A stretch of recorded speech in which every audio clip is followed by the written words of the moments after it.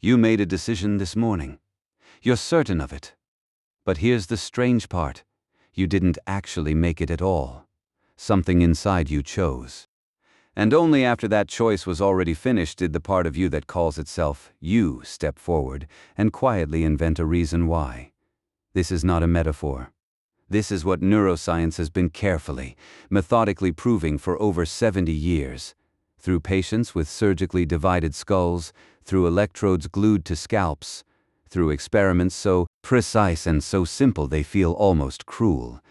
You don't have one mind, you have two. And for most of your life you have no idea which one is actually running the show. It starts with a man named Roger Sperry.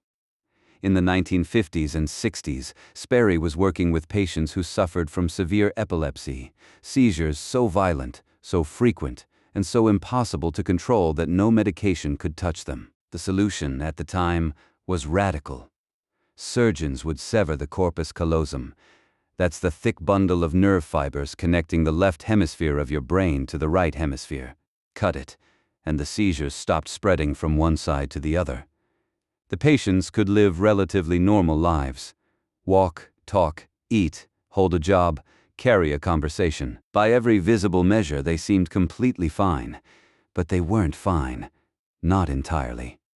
Sperry and his student Michael Gazzaniga began running quiet experiments on these patients, and what they found shook something fundamental about how we understand the human mind.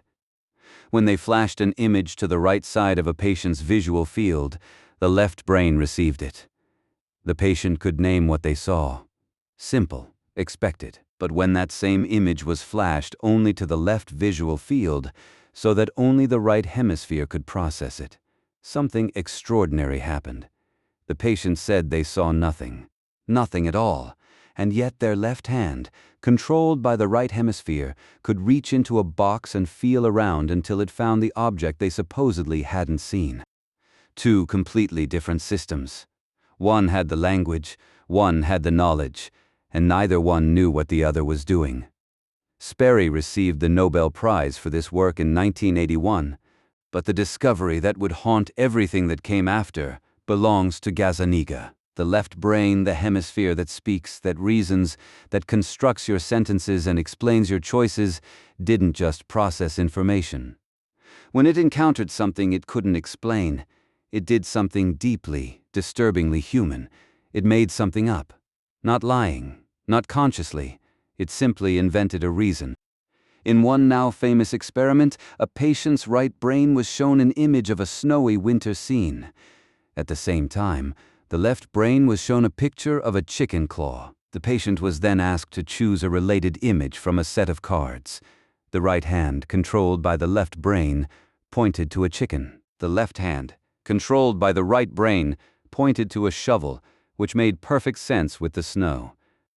When Gazzaniga asked the patient why they had chosen the shovel, the patient didn't say, "I don't know." They didn't hesitate, they said, with complete confidence. "Well, you need a shovel to clean out the chicken shed." The left brain had no access to the snow image. It hadn't seen it, but it watched the left hand point to a shovel and immediately, automatically spun a coherent story. A logical one. A convincing one.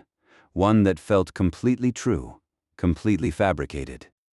Gazzaniga called this mechanism the interpreter. The left hemisphere, he argued, is a meaning-making machine.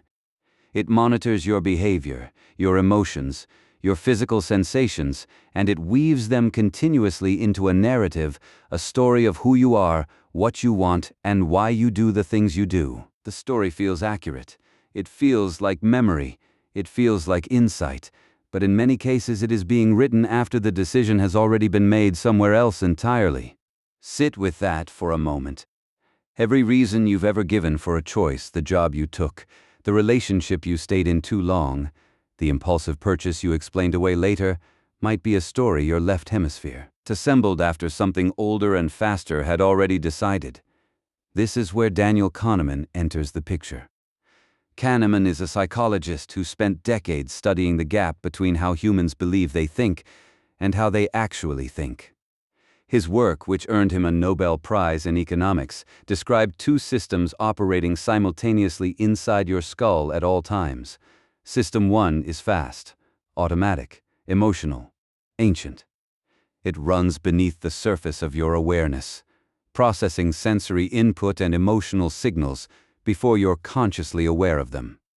It has already read the face of the stranger across the room and formed a judgment before your conscious mind has registered their presence. System 2 is slow, deliberate, logical. It's the system you recruit when you're calculating a complex problem, reading a dense contract, or consciously trying to override an impulse.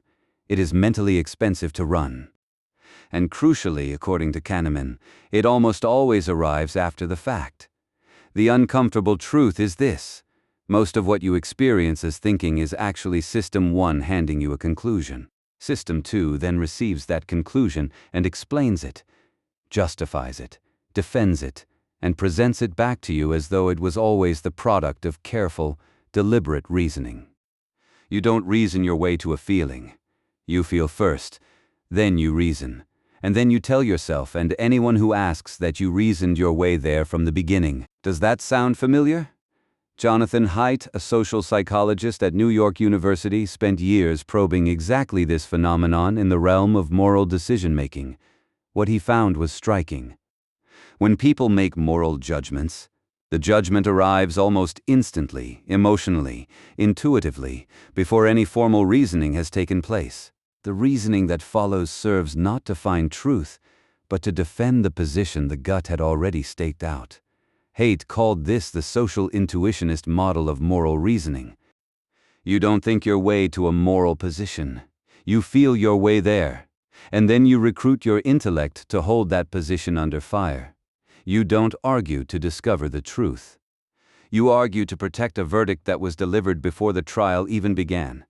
Now here is what makes all of this genuinely unsettling. These two systems inside you don't just disagree occasionally. They have fundamentally different agendas. The ancient, fast-moving system buried in the older structures of your brain, the regions associated with fear, desire, social belonging, hunger, and threat detection, it wants one thing: survival. Now, it wants you to eat when food is available, to belong to a group that will protect you, to avoid whatever looks dangerous, to pursue whatever promises reward. It has no interest in your 5-year plan. It doesn't care about the habit you're trying to build or the goal you wrote down on January 1st. It cares about the next 30 seconds. The deliberate analytical system wants something entirely different. It wants to plan, to delay gratification, to model futures that don't exist yet and make calculated choices about them. This capacity to simulate the future in your mind and act on what you imagine is one of the most remarkable cognitive achievements in the known universe. No other animal operates this machinery at the level you do, and yet it is chronically, structurally outpaced. Because here is something almost no one tells you clearly enough: the fast system never turns off. It never cedes the floor while the rational system runs things. It is always active, always generating signals beneath the surface. When you are rested, calm, and unhurried, your deliberate mind can catch those signals, evaluate them, and sometimes redirect them. But when you are tired, stressed, overwhelmed, afraid, or emotionally depleted, and you are one or more of those things on most days, the ancient system gets louder. And the slow, rational voice, which costs enormous mental energy to sustain, begins to fade. This is why you eat the thing you told yourself you wouldn't. Why you snap at the person you love most. Why the carefully considered plan dissolves the moment you've slept 3 hours. You are not simply weak in those moments. You are two systems with different priorities, and one of them has a million-year head start. Benjamin Libet's experiments in the 1980s added a final layer to this picture that has not stopped disturbing researchers since.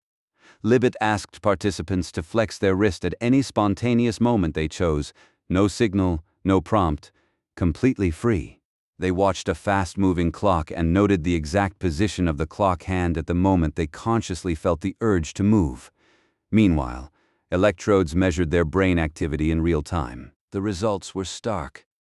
A burst of electrical activity in the brain, what neuroscientists call the readiness potential, began building nearly half a second before the participant consciously felt the urge to move. The process was already underway. The decision was already in motion. Consciousness didn't initiate the action, it arrived partway through and announced it.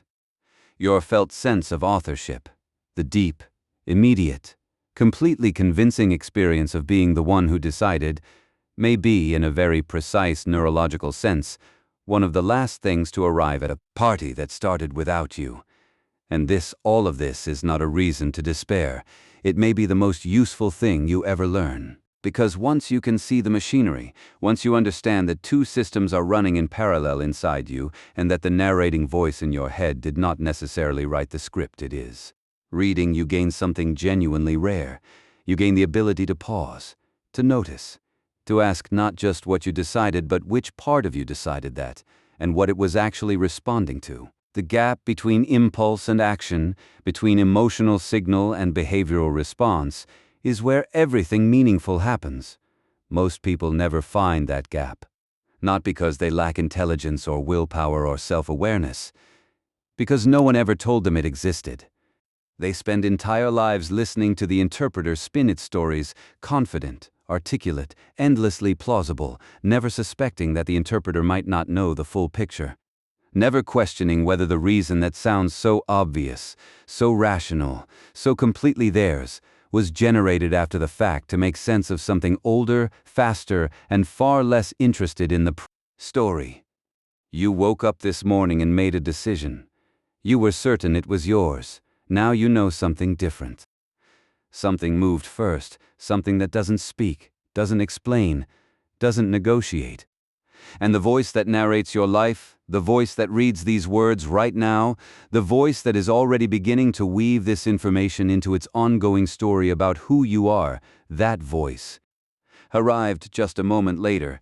The question is no longer whether you have two minds. You do. The only question that remains is which one you let lead, and whether for the first time you're actually aware that you have a choice.